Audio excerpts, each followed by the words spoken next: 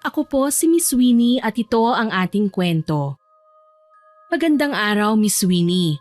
Ako po si Sheena, 32 anyos. Ang kwentong ibabahagi ko po sa inyo ay nangyari noong ako'y 23 anyos pa lamang, taong 2016. Bali katatapos ko lang po ng kolehiyo ng mga panahong ito. Isa ako sa libu-libong manggagawa na pinangarap makapunta sa ibang bansa para makapagtrabaho. Mahirap lang ang aming buhay. Simpleng mananahi ang aking ina at construction worker naman po ang aking ama. May 3 kapatid pa akong pinag-aaral kaya naman todo kayod kami, mapagtapos lang sila kagaya ko. Swerte namang nakapasok ako sa agency na magdadala sa amin sa banyagang lugar. Ang totoo po niyan, Miss Winnie, nagtapos ako ng kolehiyo dito sa Pilipinas bilang isang cum laude. Kaso lang iba pala sa hindi natin bansa. Kahit kasi malakas ang kapit natin sa gobyerno o may mataas man tayong pinag-aralan, sa pinakamababang posisyon pa rin tayo ilalagay pagdating natin sa ibang bansa. Mas priority kasi nila ang kanilang kababayan. Gayunpaman, tiniis ko pa rin ang lahat magkapera lamang. Natanggap akong empleyado sa isang convenience store sa Amerika. Simple lamang ang trabaho ko, panatilihing malinis ang lahat ng sulok ng tindahan. Mag-aayos ng mga stock at iba pang paninda. Mag-e-entertain ng customers at i-assist sila sa mga vendo machines. Kano ang amo namin. Gayunpaman, salamat sa pagiging estudyante ko noon, nakakaintindi ako ng lengguaheng Ingles. Ang hindi ko lang talaga magustuhan noon ay ang kasamahan ko sa trabaho at mismong manager namin na si Marvin. Kagaya ko, Pinoy din ang lalaki, maging ang kahera namin na si Ate Dina. Sana magtagal ka dito sa amin, ano? Alam mo bang linggo lang kasi ang tinatagal ng empleyado sa aming store? Palibhasa, karamihan kasi sa kanila mga lokal na taga rito, kaya naman hindi sila namumroblema sakali mang gustuhin nilang umalis sa tindahan. Bakit naman po, ma'am? May kinatatakutan po ba sila rito? Ewan ko ba? Hindi naman mahigpit ang management. Masasabi ko rin naman na mababait ang mga kasamahan namin lalong-lalo na si boss. Kaso lang sa pagkakatanda ko, umalis sila ng walang paalam. Nalalaman na lang namin sa embassy na may reklamo na laban sa boss namin kung OFW ang mga naging empleyado namin. Sa mga lokal naman, basta na lang silang naglalayas at hindi na bumabalik. Buti na nga lang malapit sa gobyerno ang amo natin, kaya nasusolusyonan kaagad ang mga problema, hindi na napapalaki pa. Huwag po kayong mag-alala, ma'am. Gagawin ko po ng maayos ang trabaho ko at hindi po ako aalis ng walang dahilan. Sa mga nauna sa akin, baka naman po may rason lang talaga sila o hindi po kaya tungkol din sa pinagtatrabahuhan natin. Wala po kayang multo dito? Naku, yan na nga bang sinasabi ko eh. Magtatanong ka tungkol sa kababalaghan. Huwag kang mag-alala, iha. Wala namang multo o kahit anong klaseng elemento dito sa ating store. Isa pa hindi naniniwala sa mga ganyan ng boss natin. Ako naman po kahit naniniwala ako sa mga ganon, wala rin naman po akong planong i-entertain ng mga kwentong katatakutan. Kailangan ko po ng pera kaya ako narito sa Amerika. Magsasakripisyo po ako para sa kanila. Tama yan, Sheena. Huwag kang mag-alala. Kaisa mo ako sa usaping pagsasakripisyo para sa pamilya. Oo nga pala, may ibibigay ako sa'yo. Wow! Ang ganda naman itong charm bracelet, ate. Talaga po ba ibibigay niyo to sa akin? Oo, para sa'yo yan. Hindi lang yan basta charm bracelet. Tinataboy din yan ng mga masasamang elemento na pwedeng lumukob sa'yo. Pangontra sa mga barang at hipnotismo. Poproteksyonan ka niyan laban sa mga itim na mahika. Ang galing naman! Sa mga masasamang loob po ba, mapoproteksyonan din ako nito? Palabiro ka pala. Siyempre hindi, ibang usapan na yun eh. Alam mo kasi nagkalat ang mga mangkukulam at mambabarang dito nung araw, kaya tradisyon na ng mga lokal na nagbibigay ng ganyan sa kagaya natin na dayo. Tsaka isa lang ang reserba ko eh. Hindi ko nga nabigyan ng ganyan ng mga nauna sa'yo eh. Binabase ko na lang sa gaan ng dibdib kung sino ang kailangan kong bigyan ng ganyan. Talaga po may mga mambabarang dito? Oo, actually sa England nga nag-originate ang mga mangkukulam at mambabarang eh. Nagpalipat-lipat lang sila nung araw dahil nga tinutugi sila ng mga taong bayan. Tinuring sila ng mga salot at kalaguyo ng demonyo, kaya kailangan mo yan bilang proteksyon. Naku, napakaswerte ko pala kung ganon. Bueno, maraming salamat po ha. Wala yon. Sana pagbutihan mo ang trabaho mo ha. Basta kung kailangan mo ako at may katanungan ka, lapitan mo lang ako sa may kaha ha. Ngumiti ako at nagpasalamat sa babae. Sa tansya ko matanda si Ate Dina ng mga ilang taon sa akin. Maayos at magaling makisama, pati nga ang mga banyagang delivery guy ay sumasaludo sa kanya. Bali 4 lang kaming empleyado sa convenience store. Isang kahera, isang manager, 2 staff. Salitan kami ng kasamahan ko sa pag-aasikaso sa tindahan. Pang-umaga ko at yung isa naman ay karelyebo ko sa gabi. Yung manager namin, si Sir Marvin, mas madalas na naka-duty sa umaga. Una pa lang pansin ko na ang kakaibang lagkit ng tingin niya sa akin. Dahil trabaho naman talaga ang hanap ko, inisip ko na lang na baka likas kay Sir Marvin ang maging harot sa kanyang mga kasamahan sa trabaho. Kung alam ko lang sana ang mga kwento ni Ate Dina tungkol sa nag-aalisang mga empleyado at ang kaharutan ni Sir Marvin ay may koneksyon, di sana'y hindi ko mararanasan ang taglay niyang kamanyakan na matagal na niyang tinatago. Araw yun ng Lunes nang magsimula ako sa aking trabaho sa store. Wala akong ibang iniisip noon kundi ang aking pamilya at ang positibong mga bagay na dapat ay mangyari sa akin. Masaya pa akong isinuot ang aming uniform nang pumasok ako sa tindahan at sinimula ng araw sa paglilinis. Maya-maya, may mga stocks akong kailangan ayusin sa estante. Abala na ako sa ginagawa ko nang lumapit sa akin si Sir Marvin. Nariyan na naman ang maladkit niyang titig kaya naman nailang ako. Good morning po, Sir Marvin.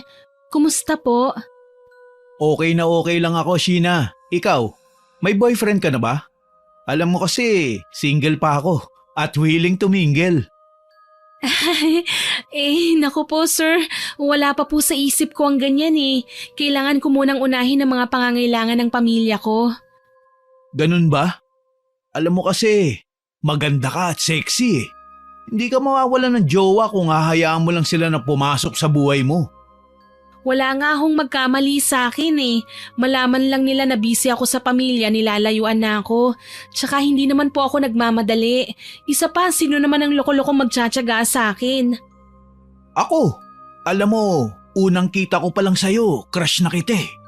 Kaso lang syempre, ayoko naman mabigla ka sa the moves ko. Nako sir, hindi po magandang biro yan ha.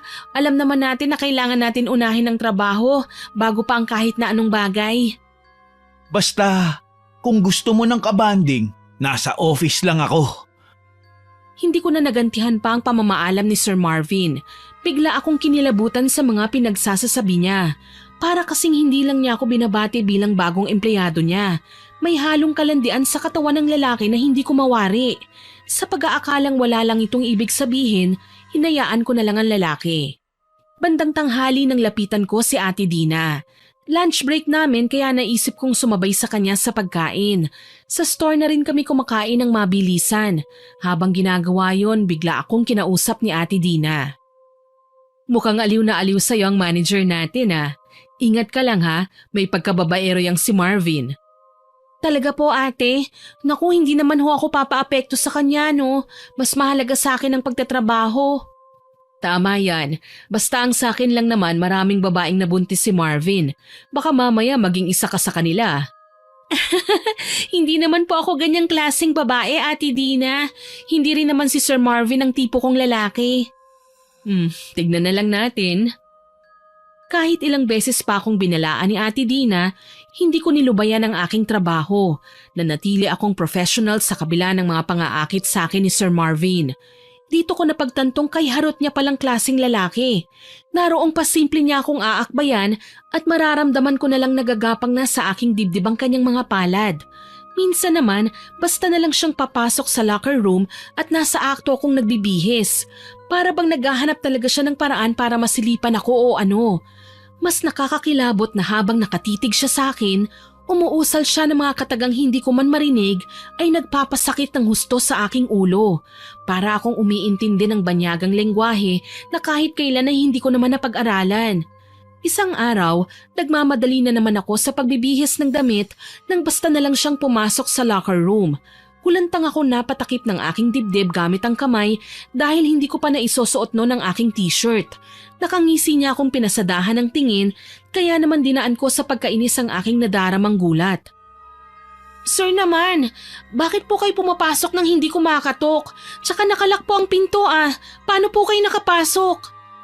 May spare key ako sa locker, Sheena. Madalas kasing nalalak na mag-isang kwartong to, kaya kailangan dala ko ang susi para hindi na ako pabalik-balik. Saka, wag mo nang takpan yan. Malalaki naman eh. Teka sir, mawalang galang na po ah. Wala naman po sa kontrata ko na pwede niyo akong bastusin. Ilang beses niyo na pong ginawa ang bagay na yun eh. Sana naman po konting respeto lang dahil hindi ko naman kayo binibigo pagdating sa trabaho. Sino bang may sabing binabastos kita? Humahanga lang naman ako sa ganda ng katawan mo. Saka, tanggalin mo na yung astang Maria Clara mo. Hindi na uso ngayon yan eh.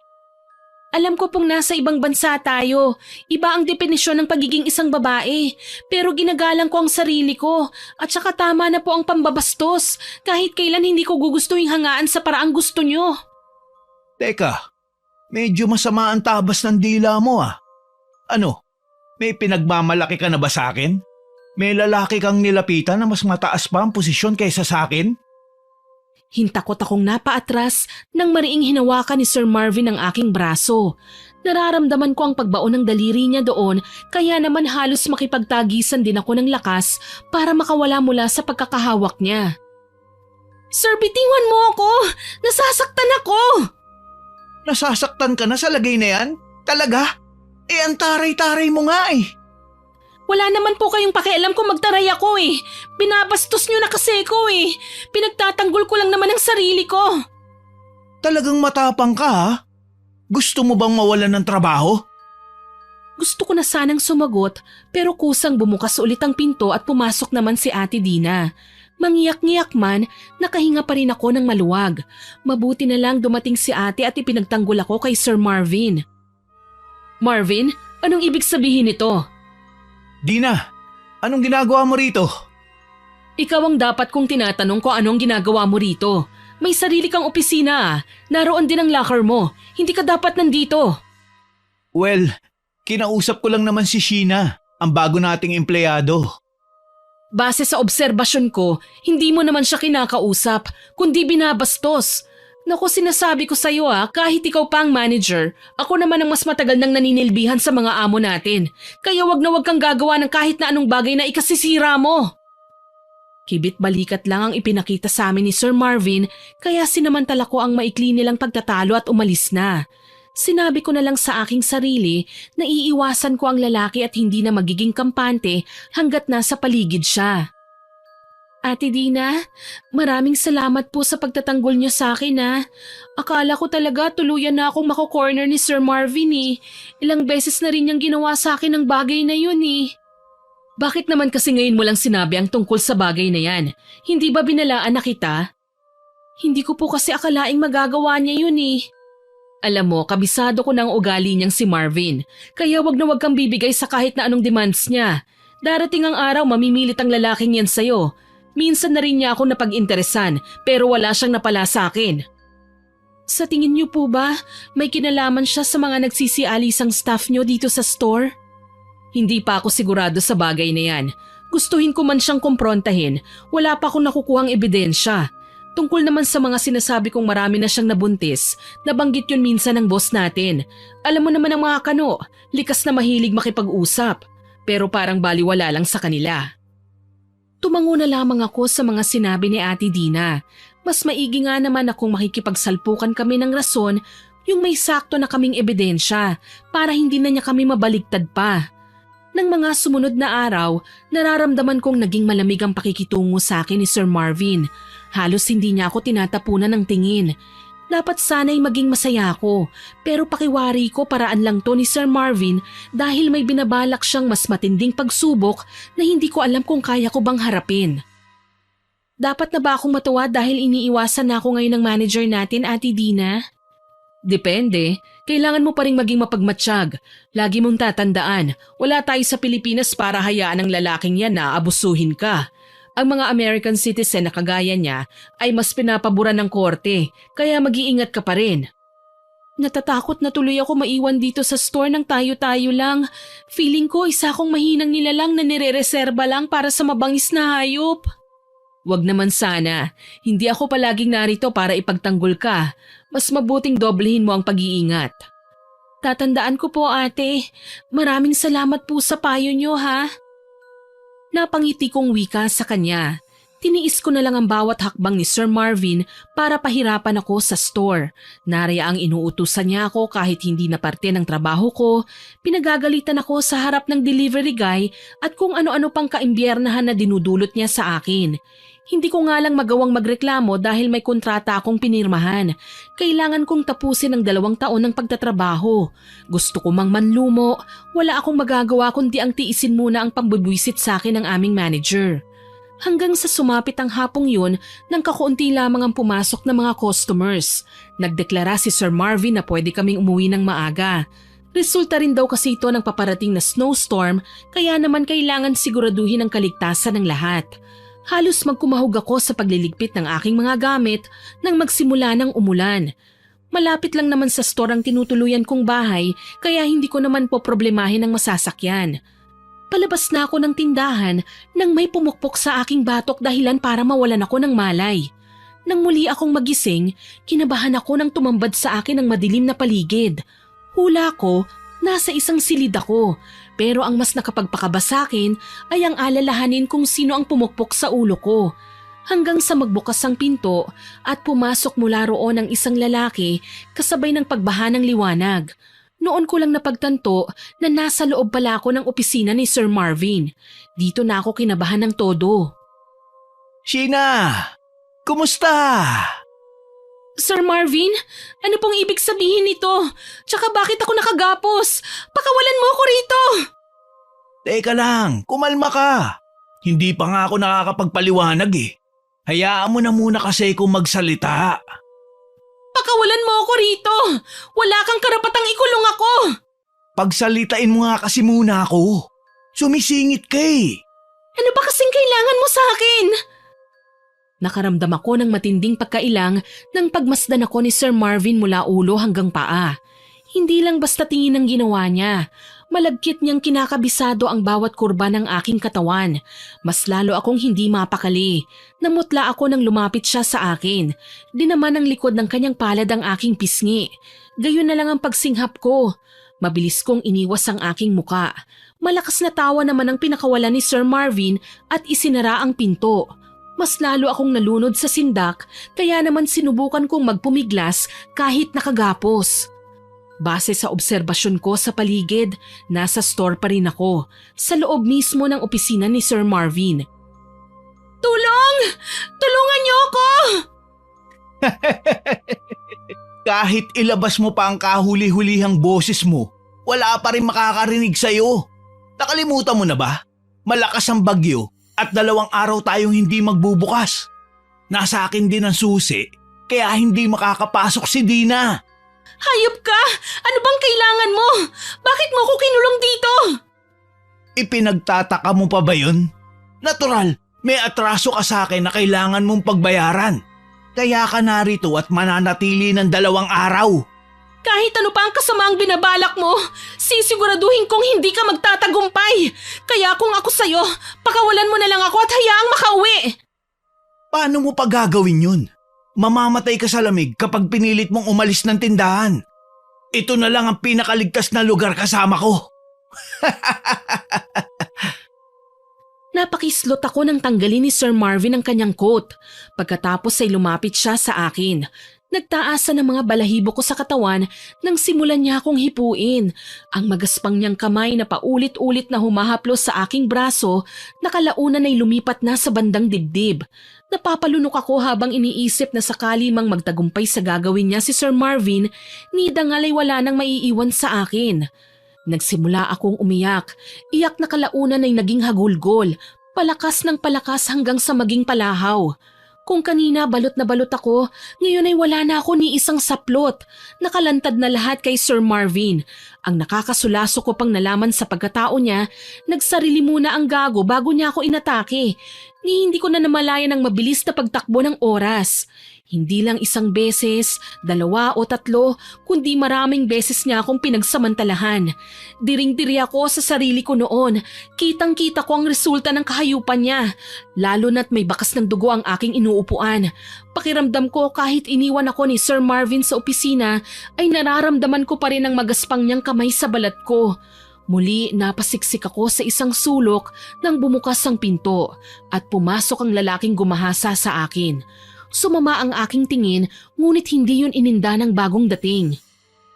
Hayop ka! Papatayin kita! Papatayin mo ko sa sarap? Game ako dyan, Sheena. Sa tagal ko na dito sa Amerika, hindi na ako sumusuko kahit magjugjugan tayo kahit saan. Baboy ka! Nakakadiri ka! Sinira mo ang buhay ko! Teka lang, pagkababae mo lang ang winasa ko. Hindi dun kasama ang buhay mo. Huwag kang ang OA.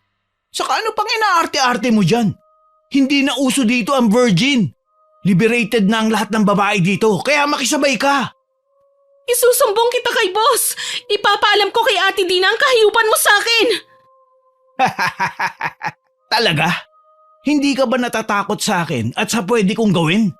Subukan mo lang akong ilaglag. Dito ko nasisirain ang buhay mo! Tinalikuran ako ni Marvin at may kinuha siya sa ibabaw ng mesa. Isang cellphone na sa tingin ko may lamang hindi ko magugustuhan. Ipinakita niya ito sa akin. Habang nakangisi, umusal na naman siya ng kakaibang lengguwahe, ngunit nang wala siyang makitang kahit na anong reaksyon sa akin, ay tinaasan niya ako ng kilay.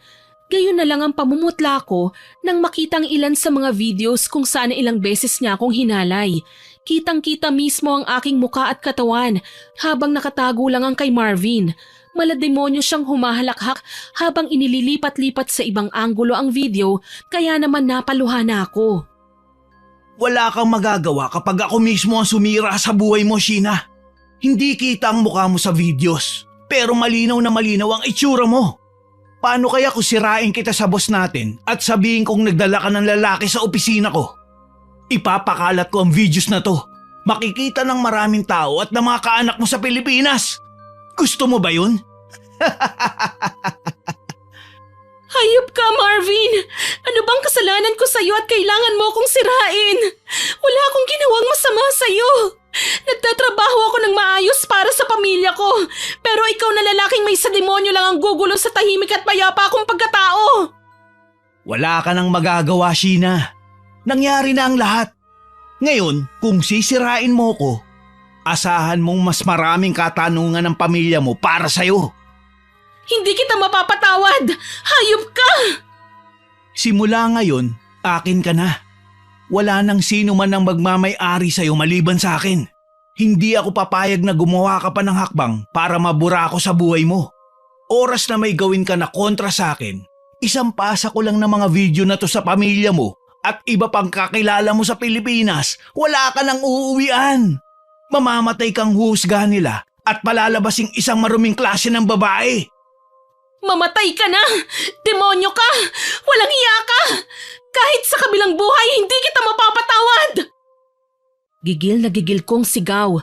Hindi na ako nag-abalang takpan pa ang aking kahubdan. Nang mga oras na yon, gusto kong pumatay ng tao.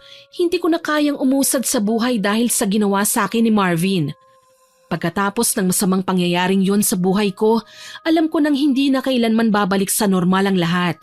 Hindi na ako ang simpleng Sheena na noon ay nagtatrabaho lang para sa aking pamilya.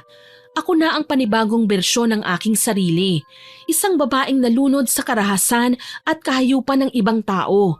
Isang babaeng walang ibang inasam kundi ang makaganti sa taong sumira sa pagkababae ko. Naging mahirap para sa akin ang maging maayos sa paggalaw ng mga sumunod na araw. Hindi ko makalimutan ang masaklap na nangyari sa akin. Palagi akong binabangungot. Palagi akong nakakaramdam ng takot.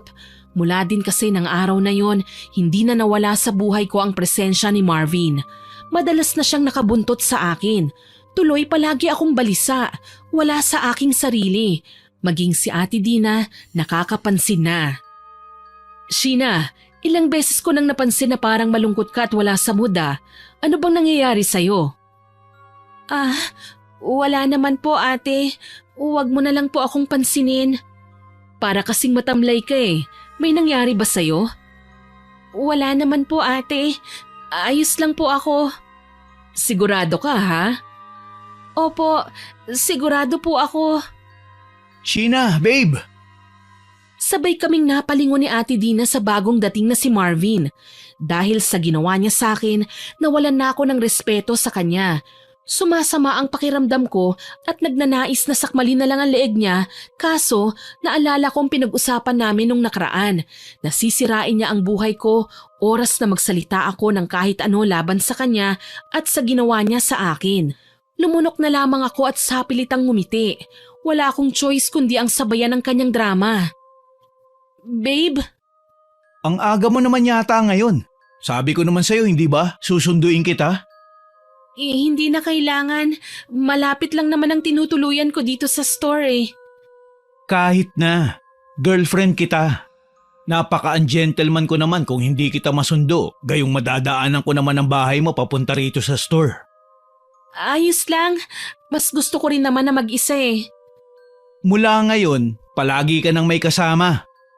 Oh, Dina. Nandito ka pala. Ano, kumusta na? Teka, ipapakilala ko sana sa'yo ang girlfriend ko, si Sheena. Seryoso, Sheena? Parang kailan lang minamanya ka ng gagong to eh. Tapos ngayon kayo na? Sabihin mo nga, Ning, pinablackmail ka ba ng lalaking ito? Nang mga sandaling yun, gustong-gusto ko na talagang sabihin kay Ate Dina ang totoong pangyayari. Nabiktima nga ako ng pambablackmail ni Marvin. Kaso lang nakutuban yata ang lalaki sa binabala ko dahil bigla niyang piniga ang balikat ko. Para bang sinasabi niya na wag akong magkamaling magsumbong kung hindi ay tapos na ang maliligayang araw ko. Kaya naman pilit na lamang ang ngiting iginawad ko sa kanila sabay tanggal ng kamay ni Marvin mula sa pagkakaakbay sa akin. Ate Dina, kailangan ko pong mag-ayos ng stocks. Maiwan ko na po muna kayo ha. Sabayan mo ako mamayang mag-lunch ha, babe. Bawal magpas. Mamaya pupunta ako sa opisina mo. Good. Tumalikod na ako para iwan sila. Nagmamadali ang mga hakbang ko papunta ng mga estante ng cereal nang higitin ni Ate Dina ang aking braso. Naniningkit ang kanyang mga mata habang nakatitig sa akin. Ayaw mo mang sabihin sa akin, nararamdaman kong may problema ka. Hindi ba sinabi ko na sa'yo na nakahanda akong intindihin ka? Basta sabihin mo lang sa akin ang mga problema mo. Wala naman talaga akong problema, ate. Tsaka huwag kang mag-alala. Okay lang ako. At hindi ko nakakalimutan ang usapan natin. Kapag may problema ako, sasabihin ko kagad sa'yo. Sana lang, Sheena. Ayoko sa lahat ay nagsisinungaling ka. Bakit naman po ako magsisinungaling? Wala naman akong dahilan. Lahat ng sinasabi ko sa inyo ngayon ay totoo. Kaya huwag kayong mag-alala sa akin. Tumangulang si Ate Dina at tinalikuran na lamang ako. Naging abala na ako nang may mga dumating ng customer. Iilan sa kanila, mga nanay na nakatira sa kalapit lang na village at kailangan lang ng stock sa bahay. Nasa isang tahimik na area kami at hindi naman nawawala ng mamimili. Abala na ang mga tao sa labas ng kalsada habang nagkakasiyahan sila sa pagde-decorate ng Christmas decorations sa bawat bakuran. Hindi ko maiwasang mainggit sa kanila. Dinadaan ko na lang sa pagbati sa bawat nanay na nakikita kong abala sa pagdampot ng mga bibilhin nilang groceries. Maya-maya pa, nagpasya akong pumunta sa banyo. Isasara ko na lang sana ang pinto nang marinig kong nagmamadali sa pagpasok sa loob si Marvin. Nataranta akong nakipagtulakan sa kanya, kaso mas malakas sa akin ang lalaki. Kaagad niyang nilak ang pinto at diniin ako sa dingding. Kailangan kita ngayon. Ano? Hindi pwede! Wala kang karapatang umangal sa akin. Sa simula pa lang, alam mo nang sa akin ka lang. Hindi mo ako pagmamayari! Paano naman kaya kapag kumalat ang mga video? Sa tingin mo mapapatawad ka ng pamilya mo? Napakahayop mo, Marvin! Hayop na kung hayop. Wala kang pakialam. Basta ang gusto ko lang ngayon, maangking ka kahit saan, kahit kailan. Hindi ako nakapalag nang hubaran na naman niya ako. Halos hindi ako makahinga nang babuyin niya ako sa loob ng banyo. Puno ng takot ang aking puso. Paano na lang kung may pumasok sa loob ng banyo? Kung mahuli kami ni Ate Dina, ano ang ipapaliwanag ko sa kanya? Iniyak ko na lamang ang labis na sama ng loob ko habang pilit akong pinapakinabangan ni Marvin. Gustong-gusto ko na siyang tapusin pero hindi ko alam kung paano magsisimula. Ang mga pagnanais niyang ilabas ang init ng katawan niya ay nasundan pa. Ni wala siyang pinipiling lugar, kahit na may tao, basta may mapagtataguan lang, ginagamit pa rin niya ako. Sa labis na depresyong nadarama ko, naglaslas ako ng pulso sa banyo at hinayaang malunod ako sa kalungkutan. Ginusto ko nang magpakamatay. Tutal naman patapon na ang buhay ko eh. Ni hindi ko na nga napansin ang mga sandaling yon. Kinakatok na pala ako ni Ate Dina sa may pinto. Basta nagising na lang ako na nasa ospital na at nakaswero ang aking braso. Anong nangyari? Ikaw nga ang dapat kong tinatanong yan eh. Ano bang nangyari, Sheena? Bakit ka naglaslas? Ano ba kasing problema mo na hindi mo magawang sabihin sa akin? Ate... Siguro nga hindi tayo magkamag-anak, lalong hindi mo ako kadugo, pero pareho tayong narito sa banyagang bansa at walang ibang pwedeng magkampihan kundi tayong magkakalahi lang. Bakit ganun? Pilipino din naman si Marvin. Bakit niya ako inabuso? Bakit niya ako ginahasa? Anong ibig mong sabihin, Sheena? Akala ko ba boyfriend mo na ang manager natin? Nilinaw ko na sa'yo na trabaho lang ang pinunta ko dito, ate. Wala akong pakialam kay Marvin o sa pagnanais niyang maging kasintahan ako. Ang totoo niyan, drama lang ang lahat eh. Hindi kami totoong magkasintahan, ate. Binlockmail niya ako para sa pansarili niyang kaligayahan. Yun ay ang gawin akong parausan. Diyos ko, sigurado ka ba? Sigurado ako, ate. At isinalaysay ko sa kanya ang mga detalye kung bakit ako nagkakaganito. Wala akong pinalagpas. Lahat ng maliit na impormasyon ipinaalam ko sa kanya. Dito na labis na nagulat sa mga nalaman si Ate Dina. Alam kong hindi niya inaasahan ang mga bagay na sasabihin ko sa kanya. Pero yun naman talaga ang totoo. Dala ng matinding awa, niyakap na lamang niya ako. Huwag kang mag-alala, Sheena. Gagawin natin ang lahat, mapanagot lang si Marvin sa ginawa niya. Hindi tayo titigil hanggat hindi siya nagbabayad sa kanyang mga kasalanan. Hayop siya. Sorry po, ate. Ngayon lang ako nagkaroon ng lakas ng loob na sabihin sa inyo ang totoo. Natatakot kasi ko eh. Ayokong mahusgahan at mapagsabihang malanding babae. Bakit ko naman sasabihin yun sa'yo? Alam kong ginahasa ka. May rason pa ba para husgahan kita? Naunahan lang po kasi ako ng takot eh. Naguguluhan ako at hindi malaman ang gagawin. Dahil nga sa nakatagong ebidensya na pwedeng ipalabas ni Marvin sakaling malaman niya ang ginagawa natin. Huwag kang mag-alala. May naisip akong plano pero kailangan ko ang tulong mo. Sana pumayag ka.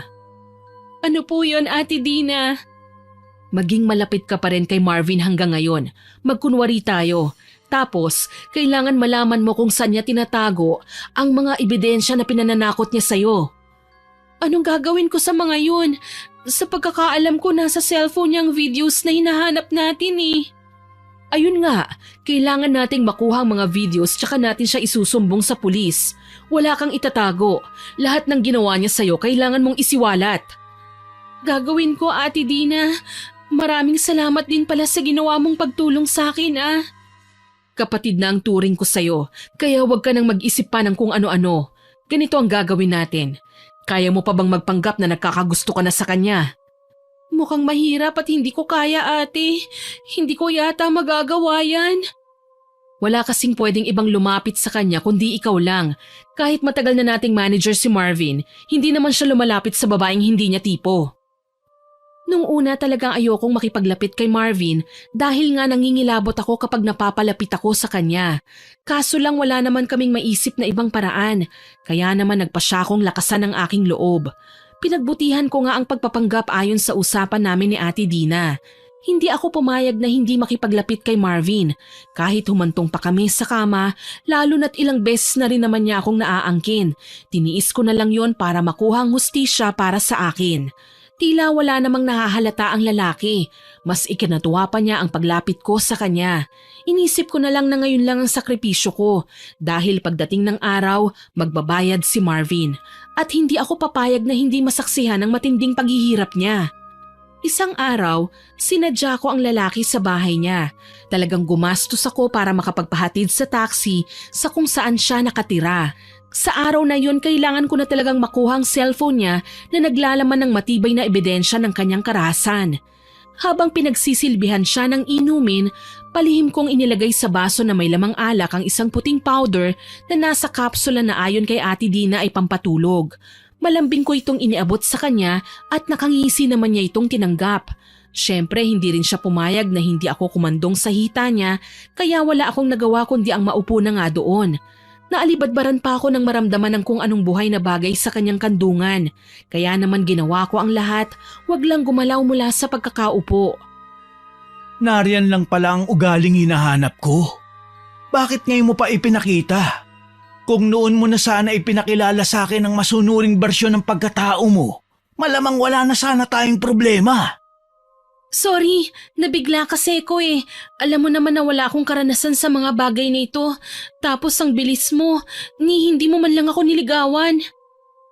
Sambit ko sa kanya at nagdrama paani mo na iiyak pero ang totoo, diring-diri ako sa pinagsasasabi ko. Hindi ko nga kayang isipin na nagawa ko pa talagang haplusin ng manyak niyang muka na puro kalibugan lang naman ang nasa isipan. Bago pa ako makalayo, niyakap niya ako ng mahigpit. Ipinaalam na masaya siya dahil tanggap ko na raw siya at ang relasyon namin. Napataas ang kilay ko sa naisip. Kahit kailan, hindi ko magagawang mahalin ang isang kagaya ni Marvin. Hinayaan ko siyang magsaya at hindi ako umangal kahit pa naglilikot na ang mga kamay niya habang hinihimas ang masiselang parte ng katawan ko. Itinulak niya ako sa kama at dinaganan, tsaka sinimulang halikan. Huhubarin na naman sana niya ang damit ko nang bigla siyang bumagsak ng walang babala sa aking tiyan. Nakahinga ko ng maluwag. Umepekto na sa kanya ang pampatulog na nilagay ko sa alak niya kahit papaano. Ngayon, magsisimula na akong halungkatin ang cellphone niya. Ang balak ko, ipapasa ko ang mga yon sa aking cellphone at tatakas na. Kaso lang, nagulat ako nang mapansing hindi lang videos ko ang nasa gallery ng cellphone ni Marvin. May iba pa, mas masahol sa nakuha niyang eksena sa pagitan naming dalawa. Iba't ibang babae, hindi ko man kilala, ngunit hinuha ko ay mga babaeng empleyado rin ng store. Ilan kasi sa kanila, suot ang sombrerong may label ng pangalan ng store namin. May Pinay, may Banyaga, lahat sila dumanas ng matinding karahasan mula kay Marvin. Hindi lang yon, dalawa sa kanila, brutal na pinatay. Nanginginig na tinawagan ko si Ate Dina. Oh, Sheena, napatawag ka. Ate, hindi ko po alam kung ano bang dapat kong sabihin sa'yo. Pero may mga nakita ko ditong videos na hindi lang pagmamayari ko, kundi sa ibang babae rin. Sigurado ka ba, Sheena? Baka naman kung ano lang yan. Kailangan mong makita ito, ate. Teka lang po, isisend ko sa inyo. Sige, hihintayin ko. Salamat sa mabilisang signal ng mga cellphone namin abroad, nagawa kong ipasa kagad ang videos na sinabi ko kay Ate Dina. Hindi ko na pinili pa ang mga yon dahil lahat ay ipinasa ko na. Maya-maya pa, naririnig kong napapamura si Ate Dina sa kabilang linya. Diyos ko, kilala ko ang ilan sa mga babae, Sheena. Sila ang mga empleyado namin sa store na inakala naming matagal nang umalis. Turns out hindi naman pala sila basta na lang nawala sa tindahan. Pinatay sila. Ibig bang sabihin ito? Si Marvin din ang may gawa ng krimeng ito? Kung may video siya ng mga pinatay na babae, malamang siya nga ang may gawa niyan. Kailangan mo nang umalis dyan kung nakuha mo ng ebidensya, Sheena. Maikling oras lang ang epekto ng pampatulog na ginamit natin sa kanya. Baka magising na siya kagad. Opo ate, aalis na ako.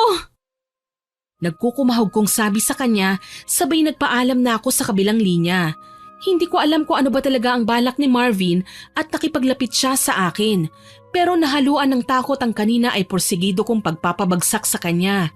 Wala akong balak na maging kagaya ng mga babaeng na biktima niya sa videos. Yung karumal-dumal na pinatay matapos ilang beses na hinalay ni Marvin. Napasinghap ako nang matapos kalkalin ang nilalaman ng cellphone niya. Tila may malamig na hanging umihip sa aking kinaroroonan kahit sarado naman ang mga bintana. Matagumpay naman akong napalabas ng bahay niya. Tahimik sa bahaging yon ng New York. Malalaki at makabago ang mga bahay. May magagandang landscapes at nagkalat ang dekorasyong pampasko sa buong paligid. May naglalakihang Christmas tree at snowman, may nagkikislapang mga Christmas lights at iba't ibang klaseng borloloy kaya naman damang-dama ko ang Kapaskuhan. Habang nag-aabang ng masasakyan sa isang kalsada, tahimik kong naitanong kung alam kaya ng mga residente sa lugar na ito ang pinagagawa ng kapitbahay nilang Pinoy. Sa mga kinikilos na pinapakita ni Marvin sa mga videos, malinaw na isa siyang serial killer. Halos tumakbo ko papunta sa sakayan ng taxi. Malamang malapit nang magising si Marvin sa mga oras na ito. Ilang oras ko rin kasing pinanood ang mga recorded video sa cellphone niya at hindi ko masabi kung hanggang kailan yun matatapos. Dumiretso ko sa bahay na tinutuluyan ni Ate Dina. Ano, kumusta? Ayos ka lang ba ha? Wala na siyang ginawa sa'yo? Muntik na naman niya akong gawing parausan ate, pero huwag kang mag-alala. Matagumpay kong nailagay sa inumin niyang tabletang pampatulog, kaya bago pa man may mangyari sa amin ulit, bumaksak na siya. Salamat naman kung ganon. Ano, may mga iba ka pa bang nakuha? Wala na ate, pero malakas ang kutob ko. Base sa mga nakuha nating mga videos, sa loob lang ng bahay niya ginagawa ang krimen. Tapos sabi mo, hindi natagpuan ang mga babaeng namasukan dati sa store, hindi ba? Baka naman, itinago lang sila ni Marvin sa loob ng bahay niya. Posible, lalo na't ilan sa mga babaeng nakita ko sa videos ay ang mga kasamahan ko dati na akala ko umalis lang ng walang paalam. Pero ngayon malinaw na, itinago sila ni Marvin sa kalunos-lunos na paraan. Sa totoo lang, nangilabot ako sa mga natuklasan ko kay Marvin. Sino ba talaga siya at bakit niya ginagawa ang mga bagay na ito? Dala ng matinding takot, nagpasya ko na wag na munang umuwi sa tinutuluyan ko. Sigurado kasing hahanapin ako ni Marvin. Hindi ko pa siya kayang harapin. Baka kumprontahin niya ako tungkol sa pagkakatulog niya nang wala sa oras. Hindi pumasok ang lalaki ng mga sumunod na araw. Walang sino man sa amin ang nakakaalam kung nasaan siya, pero nang itanong namin sa aming boss, ang sabi ay nakalive daw ang lalaki. Kahit papaano, naginhawahan ako dahil hindi kami magkikita ng mga ilang araw. Kaso may ginawa si Ate Dina na naging dahilan para umiral na naman ang kuryosidad ko.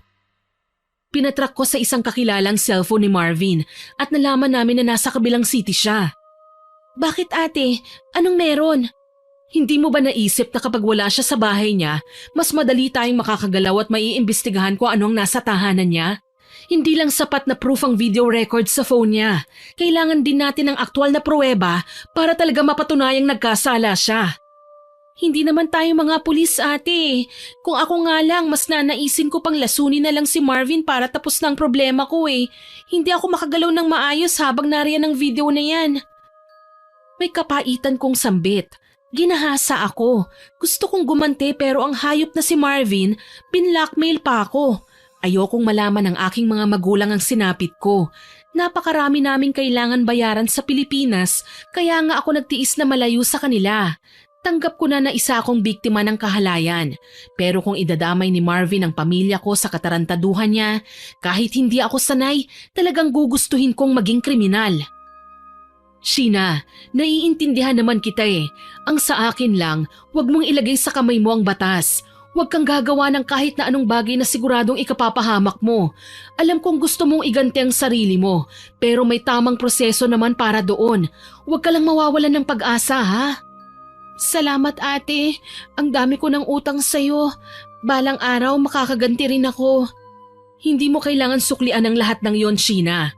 Kung gusto mo, gamitin mong inspirasyon ng masamang nangyari sa'yo para makatulong ka sa kapwa. Napakaswerte ko po sa'yo ate. Hindi kita kadugo o kaano-ano man, pero kung ituring mo ko, mahalaga rin kagaya ng mga kapamilya mo. Ganito naman talaga dapat, hindi ba? Kung ang Panginoon nga hindi niya tayo pinababayaan, tayo pa kaya ang hindi gagawa ng paraan para makatulong sa kapwa? Malaki po ang pasasalamat ko dahil itinuro po ako ng Panginoon dito sa inyo. Binigyan niya ako ng panibagong yugto para lumaban at sa pagkakataong ito, hindi ako susuko kahit anuman ang mangyari. Dahil sa mga napag-usapan namin ni Ate Dina, nagkasundo kaming pasukin ang bahay ni Marvin. Tama nga ang detalyeng sinusundan namin. Wala ang lalaki sa kanyang tahanan kaya nagagawa namin ng malaya ang paghahalughog sa bahay niya. Sa bintana kami dumaan ng aking kasama. Nagmumukha na kaming magnanakaw sa aming ginagawa pero kailangan naming makapasok sa loob para mapatunayang totoo nga ang aming hinala. Madilim sa loob ng bahay nang makapasok kami. Kinuha ni ate ang flashlight niyang dala at ibinigay sa akin. Magsimula na tayo ng paghahanap. Yung background kung saan pinatay ang isa sa mga babaeng nasa video. Dito sa isang parte ng bahay niya nakunan. Pareho kasi ang disenyo at pintura eh. Sa tingin mo ate, may kaibahan ba kung sa basement nilagay ni Marvin ang mga bangkay o kung anuman? Siguro, saan kaya banda ang basement niya? Dito sa likod ng hagdan, may nakita akong pinto nang minsan akong mapagawi rito. Halika, pasukin natin. Maingat kaming pumasok sa basement na itinuro ko kay Ate Dina. Tumambad sa amin ang maagiw at maruming kwarto na may kulob na amoy. Tinakpan ko ang aking ilong. Hinayaan ko si Ate Dina na mauna habang iniilawan ang lahat ng madadaanan namin. Wala namang kakaiba sa silid na yon. Mga tambak lang ng gamit at mga damit ng babae na sa tingin ko ay sinadya lang niya na ihagis doon. Hindi naman siguro sa'yo ang mga damit na ito, hindi ba? Hindi ate, ikalawang beses ko palang pumunta sa lugar na ito. Alam mo na, yung pinatulog ko si Marvin gamit ang tableta. Tapos ngayon, kaya alam kong pagmamayari ng ibang mga gamit na yan. May apron, sombrero at t-shirt na may tatak ng pangalan ng store natin. Diyos ko, ibig bang sabihin, ito na nga ang ebidensya na hinahanap natin? Bakit wala ang mga katawan ate? Inilibing na kaya niya? Baka nasa bakuran o likod ng bahay. Teka lang, kailangan muna nating makasiguro. Ang mabuti pa maghiwalay tayo. Dito ako maghahanap sa baba, dun ka sa itaas. Mabuti pa nga ate. Naghiwalay nga kami ni ate at nagtungo ko sa ikalawang palapag. Hindi ko maiwasang isipin kung saan nga ba pwedeng itago ni Marvin ang mga biniktima niya. Malinis ang bahay ng lalaki, carpeted ang sahig at maraming abubot na nasa maayos naman ang pagkakalagay. Wala akong matagpo ang picture frames para man lang makilala ang kanyang pamilya.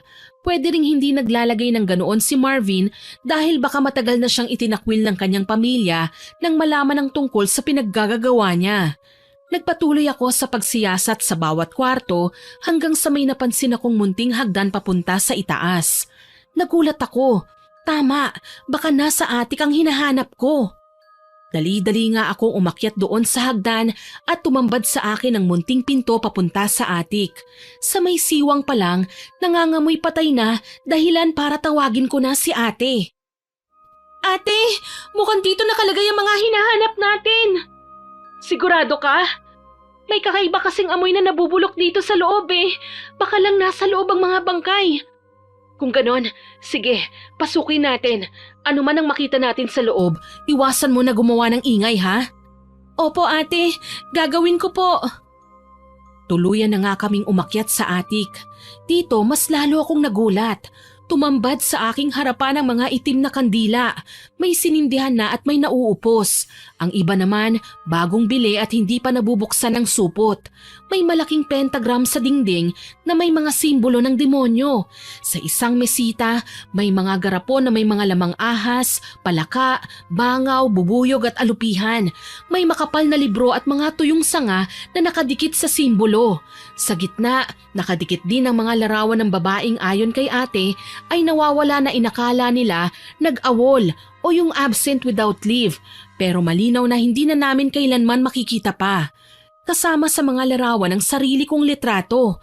Parang dinaanan ng ritual kaso hindi kagaya ng sa ibang larawang nakita namin na may ekis na. Sa akin naman ay malinaw na malinaw pa. Sinasabi na nga ba may lihim na ginagawa si Marvin at may kinalaman siya sa pagkawala ng mga babae. Ate, napakadelikadong tao pala ni Marvin. Kailangan na nating umalis ng bahay na ito bago pa siya dumating. Pero hindi pa natin nahahanap ang mga bangkay. Sapat na muna ang mga nakuha natin ngayon. Kinunan ko na naman ang litrato eh. Halika na ate, umalis na tayo. Nangingilabot kong wika at nagmamadali sa pagbaba ng hagdan. Nasagi pa namin ng ilan sa mga kahon na may mga lamang kung ano-ano hanggang sa umagaw sa aking pansin ang dalawang malaking maleta. Para kasing may bumakat doon, kaya muli kong nilapitan ito at nagpatulong kay Ate Dina. May kabigatan ng nasabing maleta. Dito, nahindik na kami ng tuluyan itong mabuksan. Dilat pa ang mga matang babaeng itinuro ni ate sa cellphone na kailan lang ay nawawala. Mabilis na umalingasaw ang malansa at naaagnas nitong amoy dahilan para magsisisigaw akong naunang bumaba palayo sa atik. Nang makatapak na ako sa sahig, bumulaga naman sa akin ang pares ng sapatos na kadalasang ginagamit ni Marvin kaya kaagad akong tumingala sa aking harapan. Namutla ako nang makita ang mala-joker niyang ngisi. Nagustuhan niyo ba mga bagay na itinago ko sa attic? Teka lang, huwag ka munang tatakbo. Hindi pa nga kita nakakausap ng maayos eh. Bitiwan mo ang buhok ko! Nasasaktan ako! Hayop ka, Marvin! Sagad na sagad ang kasamaan mo! Hindi ka lang rapist! Killer at mambabarang ka rin pala! Dapat sa'yo tinatapon sa impyerno! Talagang hinahamon mo ko ha? Pwes, makikita mo ngayon kung gaano ka-demonyo ang isang gaya ko! Itigil mo yan, Marvin. Bistado ka na namin. Ang tagal kong nag-isip kung ano ang nangyari sa bawat babaeng namasukan sa store at hindi sila nakakabalik. Tapos ikaw lang palang salarin. Bakit? Natatakot ka? Bakit ako matatakot sa'yo? Habang nagbabatuhan ng salita ang dalawa, sinamantala ko ang pagkakataon at dinaya lang 911 sa aking cellphone. Yun kasi ang emergency number sa syudad kung saan kami naroroon. Umaasa ako na matutulungan nila kami ngayon, lalo na't may inilalabas ng patalim si Marvin. Matagal ka ng hadlang sa kagustuhan ko makahanap ng mapapangasawa at magpapatuloy ng aking mga kaalaman. Kaya siguro, kailangan na kitang patayin! Hindi ka magtatagumpay sa masama mong plano, Marvin. Masyado ka ng makasalanan. Hindi lang isa kundi 8 babae ang hinalay mo at pinatay. Pati si Sheena na baguhan lang sa lugar na ito, hindi mo pa pinalagpas. Kagustuhan niya nangyari sa amin. Alam ko, baka naman gusto mo pang makita mga video namin. Huli ka na, Marvin. Nakita ko na ang kababuyang ginawa mo kay Sheena. Pati nga ang mga pagpatay mo sa naunang babaeng hinalay mo nakita namin. Nandisik ang mga mata ni Marvin. Pakiramdam ko nawawala na siya sa kanyang sarili. Gigil na una niyang sinakal si Ate Dina. Napasigaw ako nang bumaling siya sa akin. Tumakbo ka na, Sheena! Humingi ka ng tulong! Hindi, ate! Hindi kita pwedeng iwanan kasamang hayop na yan! Ako? Hayop? Talaga ba, Sheena? Akala ko ba tanggap mo na ang relasyon natin? Hindi mo ako matatanggihan dahil isinailalim na kita sa aking kapangyarihan. Kahit tumanggi ang utak mo, hindi ako may tataboy ng katawan mo! Hindi mo siya makokontrol. May pangontra siya kaya kahit ano pa ang gawin mo, hindi mo siya mapapasunod sa gusto mo. Ikaw? Kaya pala gano'n na lang ang pagkontra ni Sheena nung inaangking ko siya. May ibinigay kang panumpa sa kapangyarihang itim na taglay ko. Hindi ako inosente sa usaping barang, Marvin. Sa tagal ko narito sa Amerika, alam kong laganap ng mga nilalang na kagaya nyo. Napasinghap ako nang umusal din ng mga katagang banyaga si Ate Dina.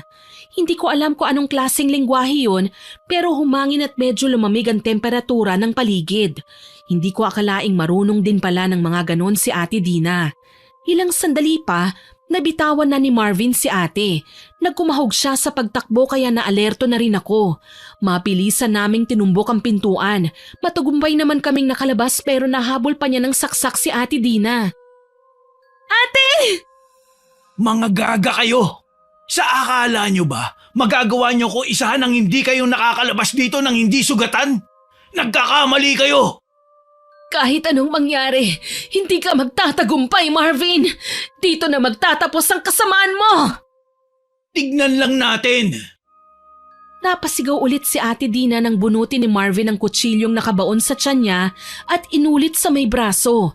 Napasigaw ako nang makita kung paano bumulwak ang sariwang dugo sa kanyang sugat. Dala nang nasa may pinto na kami, narinig na ng mga tao ang malakas na sigawan. Ilang sa kanila ay tumulong na sa amin. May tumawag na rin ng pulis. Ang mga concerned citizen naman ay nakitulong na sa paglapit sa amin. Inawat na nila ang nagwawalang si Marvin. May tumawag na rin ng ambulansya para kay Ate Dina. Pinagtulungan ng mga kalalakihan na mapatulog si Marvin at itinali muna hanggang wala pang mga pulis. Ate, huwag kang matutulog ha. Dadalhin kita sa ospital. Parating na ang ambulansya. Ang mga gamit ni Marvin, kailangan mong sunugin, Sheena. Ikaw lang ang may lakas ng loob na gawin yon. Bilisan mo bago pa niya mabalikan ang mga simbolo at gamitin laban sa atin. Hindi na siya makakabalik, ate. Makukulong na siya. Nariyan ang mga puliso. Dadalhin muna kita sa ospital. Hindi ako papayag na mapahamak ka pagkatapos ng mga ginawa natin.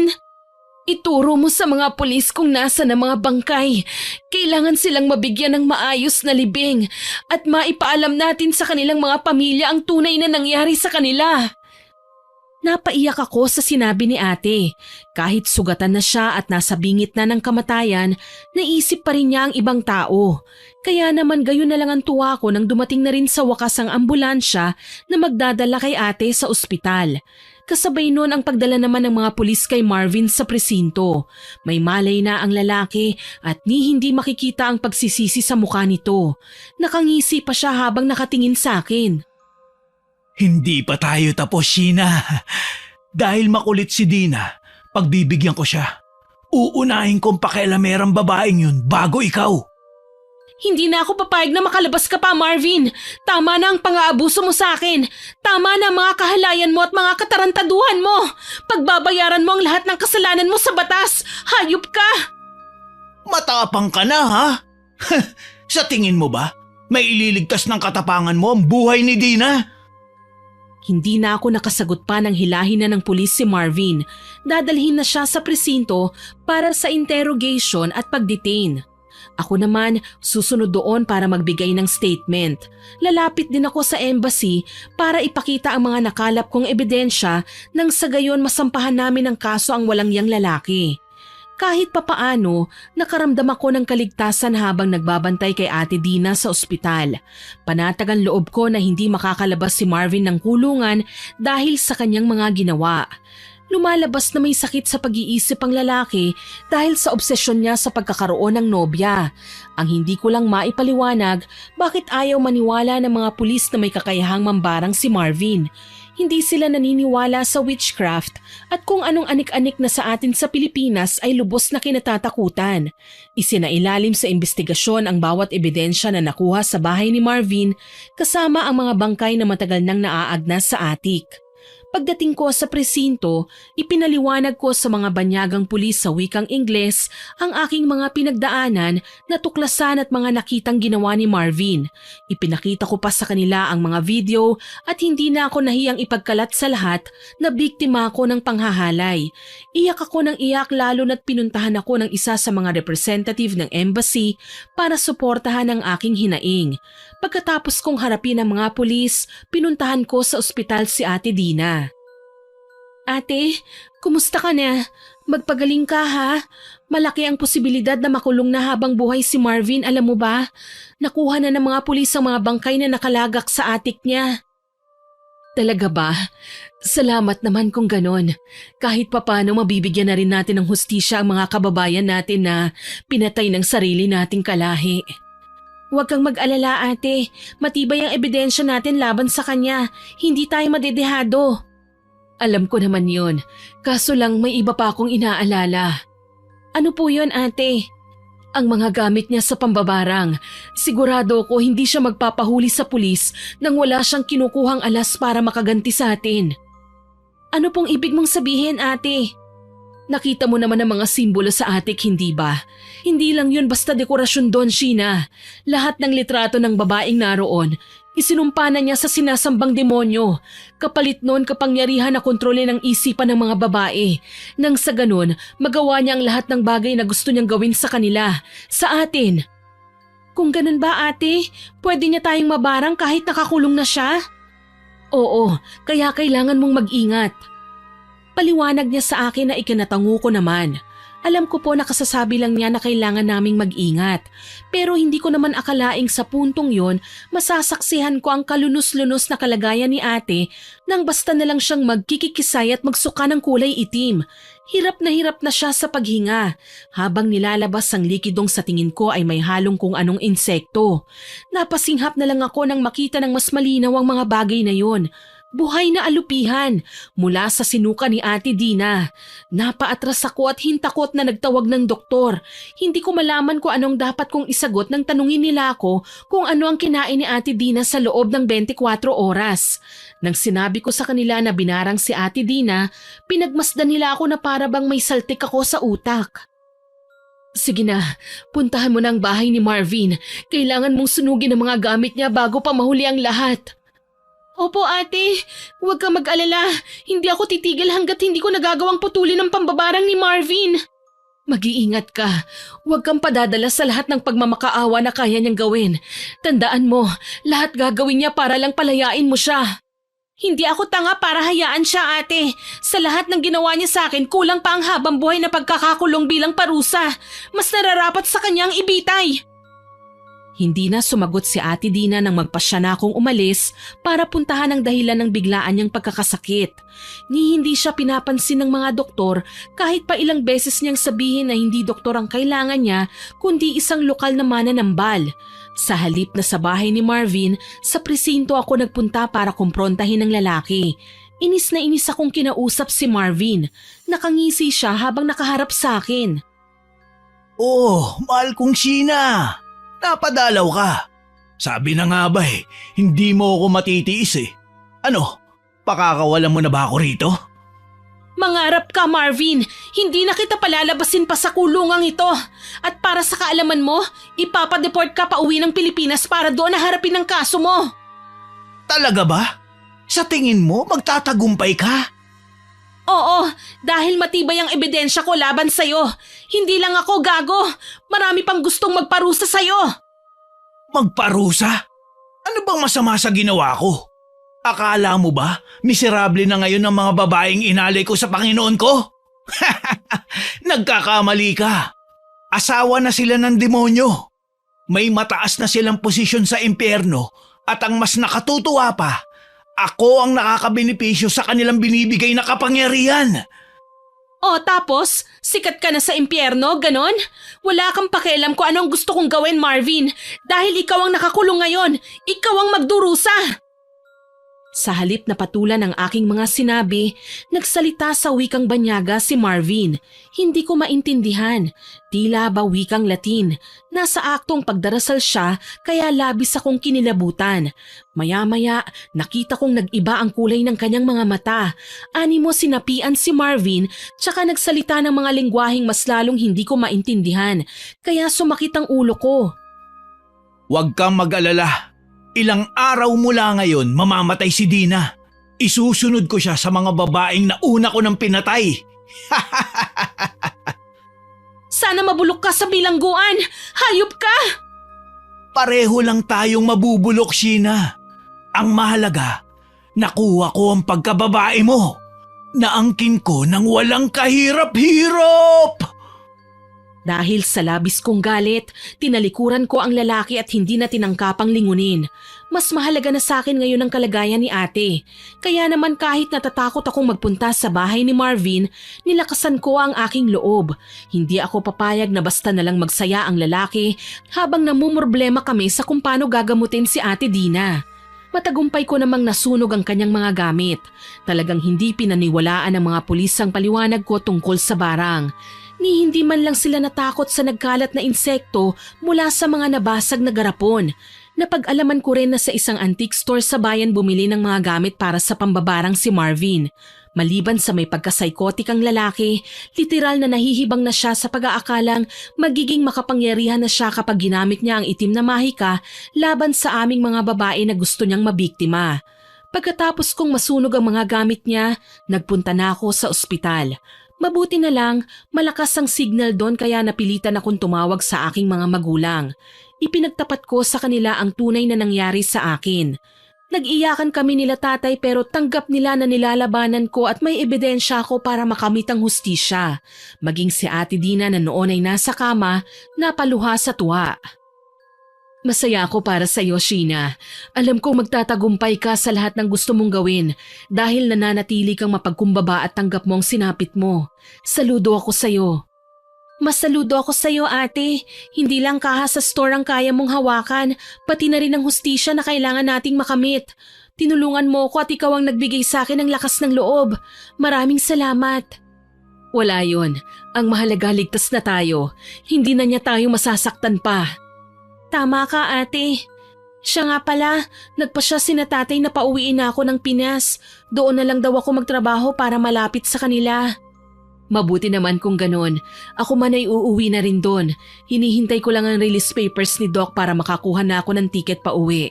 Nakausap ko ang boss natin kanina. Humingi siya ng dispensa sa ginawa ni Marvin. Wala man lang daw siyang kaalam-alam na may sa demonyo pala ang lalaking yun. Isang itim na nilalang na nagpapanggap na mabuti. Oo nga ate, hanggang ngayon hindi ako makapaniwala na magagawa ni Marvin ang bagay na yun. Nagulat ako. Pero teka lang, ang mabuti pa sabay na tayong umuwi ng Pilipinas. Miss na miss ko na kasi ang Pilipinas kahit iilang buwan lang akong nawala. Sana magkita pa tayo pagkatapos nito. Oo naman ate, pangako. Matapos ang pag-uusap naming yon ni Ate Dina, kinausap naman ako ng aming boss. Pumayag siya na ipawalang bisa ang kontrata namin, total may valid reason naman daw ako para makauwi. Kahit ilang buwan pa lang ako, ay binigyan pa niya ako ng bonus bilang pasasalamat na rin daw sa pag-report ko kay Marvin sa mga pulis. Ang mas nakakatawa pa, sinagot na niya ang tiket namin ni Ate Dina pa uwi. Makalipas ang ilang araw, matiwasay kaming nakauwi sa Pilipinas. Hindi magkamayaw ang aking pamilya sa pagdating ko. Si Ate Dina naman, sinundo ng kanyang pamilya at inuwi na sa kanilang probinsya. Natuwa ako dahil hindi magkalayo ang lugar naming dalawa. Kahit papaano, madadalaw ko siya sa kanila habang nagpapagamot siya sa albularyo. Simula kasi nang makita ko siyang magsuka ng iba't ibang insekto, hindi na naging matiwasay ang buhay niya. Madalas siyang bangungutin na sinasakal raw siya ni Marvin, pinapakain ng manok at dinadasalan na ayon sa nakatatanda ay masamang pamahiin. Tumatak din kasi ito sa katawan ni Ate Dina. Nakaratay siya sa kama, nangangayayat at namumutla. Mabuti na lang magaling ang albularyo na nalapitan namin. Maraming salamat sa pag-alalay mo sa akin ha, Sheena. Ang pagpunta mo rito sa bayan namin isang beses isang linggo ay napakalaking bagay. Ate, hindi po ba't sinabi mo na wala namang ibang magtutulungan kundi tayo-tayo rin lang?